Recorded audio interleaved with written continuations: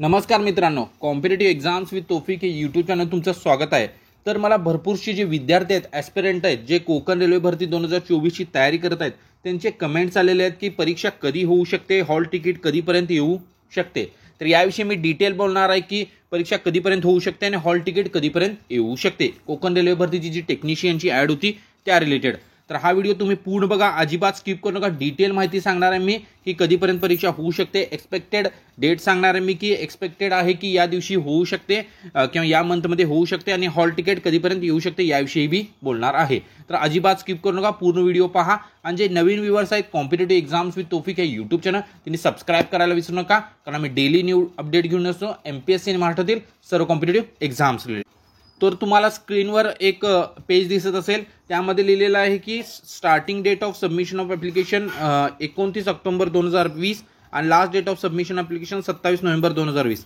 तर ही जी डेट्स आहेत ती कोकण रेल्वे भरतीची जेव्हा 2020चे नोटिफिकेशन भरती आली होती तेव्हा तिने ॲप्लिकेशन फॉर्म स्टार्ट केला होता 29 ऑक्टोबरला आणि एंड डेट ठेवली होती 27 नोव्हेंबर 2020ला। म्हणजे कोकण रेल्वे भरतीची जेव्हा 2020ची नोटिफिकेशन आलं होतं तेव्हा या डेटला तिने फॉर्म फिलिंग स्टार्ट केलं होतं आणि या डेटला एंड केलं होतं। तर त्यांनी परीक्षा कधी घेतली होती, तर परीक्षा तेव्हा त्यांनी घेतली होती 3 फेब्रुवारी 2021ला परीक्षा घेतली होती। तर तुम्ही पाहू शकता त्याचा बेस पकडून आपण असे एक्सपेक्टेशन्स करू शकतो की आत्ताची जे नोटिफिकेशन आलेलं आहे 2024चं त्याची परीक्षा कधी होऊ शकते आणि हॉल तिकीट कधीपर्यंत येऊ शकते।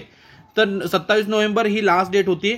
तर डिसेंबर जानेवारी आणि फेब्रुवारी म्हणजे 2 महिने नंतर तिने परीक्षा घेतलेली आहे 3 फेब्रुवारीला। तर आता आपण याविषयी बोलू की आत्ताचे जे नोटिफिकेशन आले 2024चं कोकण रेल्वेचं त्याचे डेट्स काय आहेत आणि कधीपर्यंत परीक्षा होऊ शकते आणि कधीपर्यंत हॉल तिकीट येऊ शकते।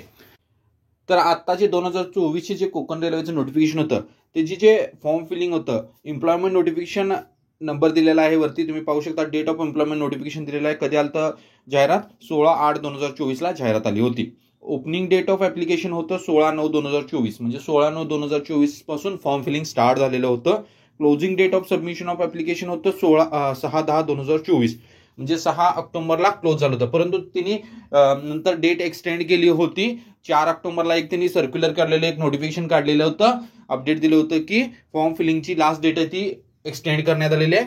तर ती जी फॉर्म फिलिंगची एक्सटेंड करण्यात आली ते तिने हे होतं बघा, Konkan railway corporation limited government of India undertaking, Konkan railway corporation limited KRCL has issued employment notice, circular number दिलेला आहे तुम्ही बघू शकता। हा नंबर COPR 01/2024 डेटेड 16/8/2024 तुम्ही तो पाहू शकता, हा नंबर आणि हा नंबर COPR 01/2024 16/8/2024।